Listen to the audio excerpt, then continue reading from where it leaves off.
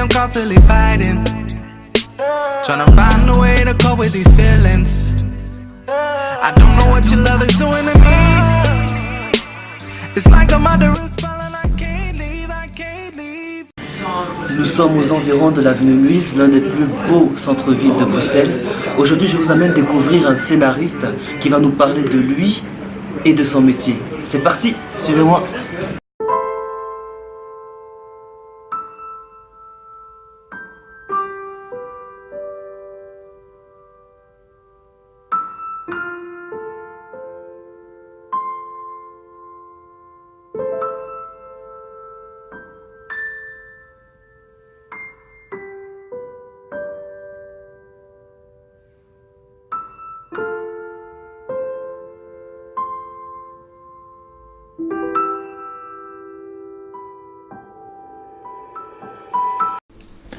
Bonjour, je m'appelle Laurent Brandenburger, je suis scénariste, j'ai une formation de réalisateur, j'ai fait l'IAD. Donc suite à ma formation de réalisateur, j'ai co-réalisé quelques films, des courts-métrages et un long-métrage avec Bouli Lanners, Albert Dupontel et Marie Trintignant. Et par après, je me suis essentiellement consacré à l'écriture. Donc le scénario le plus connu que j'ai coécrit s'appelle Les Barons. Le dernier s'appelle Seul à mon mariage et il sort mercredi prochain au Palace, ici à Bruxelles. Monsieur Brandenburger, on va commencer par la première question, l'une des questions les plus importantes, c'est pour vous, qu'est-ce qu'un bon scénariste? Un bon scénariste, c'est quelqu'un qui sait écouter le réalisateur ou la réalisatrice avec qui il travaille, qui sait comprendre l'univers de ce ou cette réalisatrice et qui sait le pousser plus loin.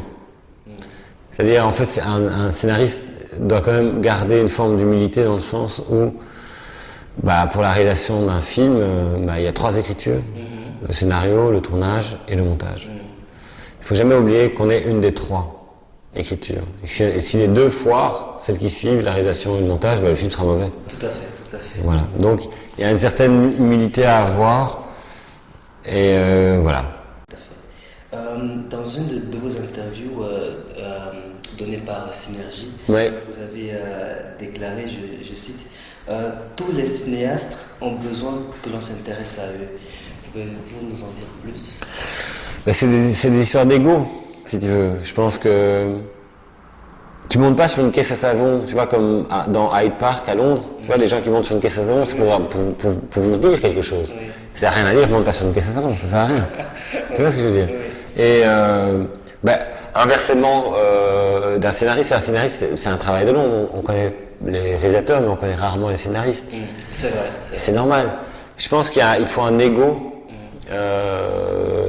particulier quand on devient réalisateur. Il faut. Donc c'est ça que je voulais dire. Tous les cinéastes, on veut qu'on s'intéresse à eux. Bah oui. C'est encore un point de vue plus narcissique, mais autre que acteur. Par rapport justement au scénario, Ouais. des scénaristes, des scénarios, Ouais. comment faire un bon scénario complet? Ça c'est compliqué. Ça, si j'avais la recette, je la garderais pour moi ou j'en ferais un livre et je gagnerais beaucoup d'argent. Il n'y a pas vraiment de recette. Enfin, c'est-à-dire que tu dois avoir quelque chose qui est. Ce qui est avant tout, je pense, nécessaire, c'est des personnages. Parce que quand tu vas voir un film, c'est encore plus vrai pour les séries, mais quand tu vas voir un film, tu rencontres des gens. Et si ces gens sont intéressants, alors c'est déjà pas mal. Et si ces gens ont des problèmes intéressants, c'est encore mieux. Et si ces gens. Tu dévoiles quelque chose de ces gens, c'est encore mieux aussi. C'est tout.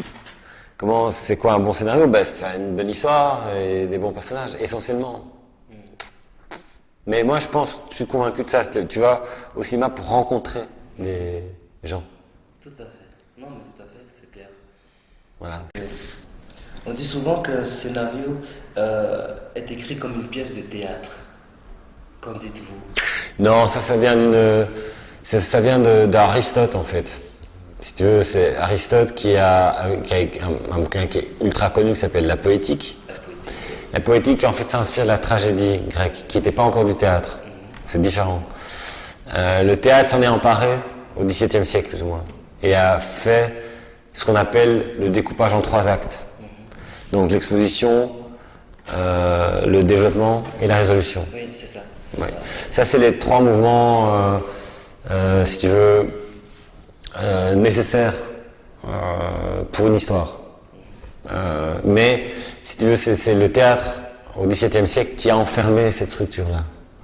Parce que selon Aristote, en fait, il n'y avait pas de théâtre. Et donc, en fait, l'histoire pouvait se développer avec des répétitions, des chœurs pouvaient commenter l'histoire, il pouvait y avoir des danses. Si tu veux, la poétique, selon Aristote, était plus proche d'un film de Bollywood. Tu vois ce que c'est les films de Bollywood? Donc, où il y a des danses, des chants, des répétitions et ça, que d'un film classique.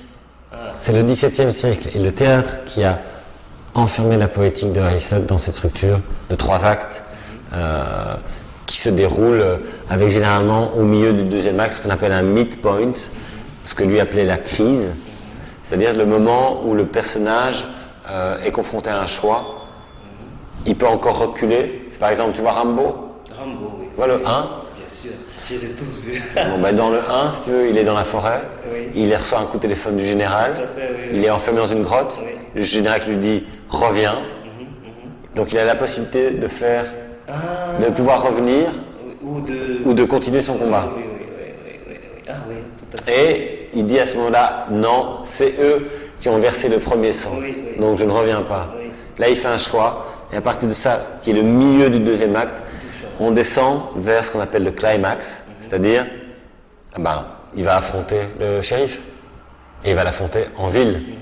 Et puis il y a la résolution, après le climax qui est l'affrontement en ville.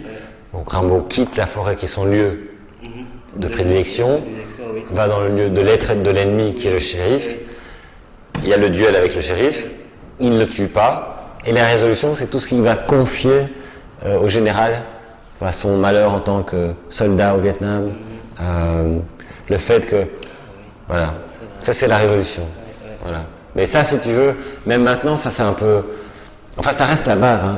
La poétique d'Aristote, version 17e, reste la base de beaucoup, notamment de Rambo, de récits hollywoodiens classiques. Maintenant, après, on a développé ça, on a perfectionné ça, il y a plus de 3 actes, mais 4 actes. Des gens comme Trouby ont davantage privilégié les personnages que l'action, parce que chez Aristote, c'est d'abord l'action qui compte, et puis les personnages. Trouby inverse la donnée.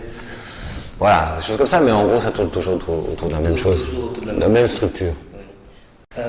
Par rapport justement au scénariste, pour moi, un scénariste, en tout cas, c'est un écrivain. Hein. Alors, est-ce que vous pensez qu'un scénariste peut à la fois faire des réalisations dramatiques, romantiques, et en passant par la science-fiction, ou alors ça dépend vraiment du caractère du scénariste, du sentiment du scénariste?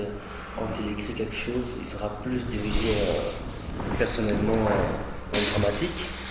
Non, moi je pense pas. Je pense qu'un scénariste idéal devrait être capable d'écrire tous les genres possibles. Mais en fait, je pense que ça dépend aussi de toi en tant que spectateur. Si tu veux. Moi, je suis extrêmement éclectique en tant que spectateur, donc je peux aimer des films de science-fiction, comme des films romantiques, comme des films d'horreur, comme des films d'auteur, où il se passe rien. Enfin, ça dépend. Enfin, je suis assez, comme dirait Arnaud, je dirais, je suis ouvert comme une vieille pute, quoi. Mais non, mais c'est-à-dire, oui, voilà, j'ai beaucoup de curiosité en tant que spectateur, et voilà, donc elle se retrouve dans ma volonté de travailler, si tu veux. D'accord. Tu vois, par exemple, les films Les Barons, c'est une comédie, Dodo Hook, c'est un film policier, le film qui va sortir, Seul mon mariage, c'est un film réaliste, d'auteur, voilà. Et vous, monsieur Brandon-Bourget, quelle est votre journée type en tant que scénariste?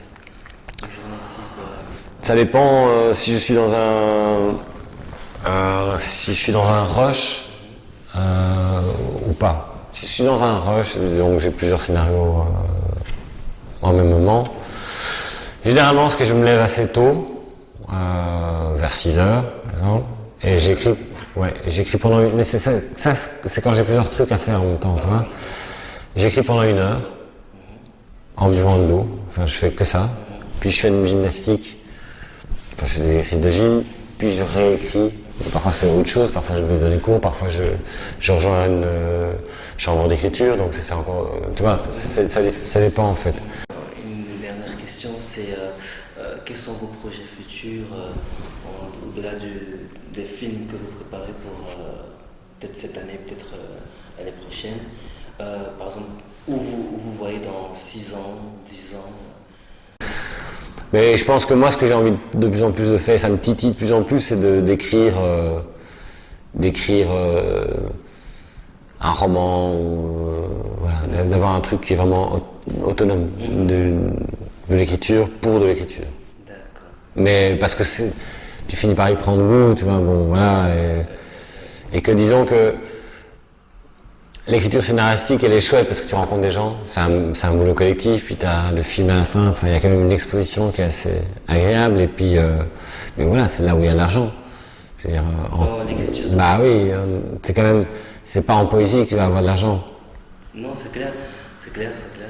Mais, C'est pas en théâtre que tu vas avoir de l'argent. non, c'est clair. Donc, si tu veux, en termes d'écriture, quel est le métier qui te rapporte de l'argent? Bah, c'est scénariste. Surtout en télé, mais ça reste un endroit. Bon, on parlait si tu as du succès, évidemment. Ouais. Mais Ça, bon. c'est clair, c'est ça. Bon, voilà. Voilà. Eh bien, écoutez, je vous remercie beaucoup pour Pas de quoi. votre disponibilité. Et voilà, excellente journée. Mais à vous aussi. Portez-vous bien. En tout cas, on vous souhaite du courage. Dans tout ce que Merci.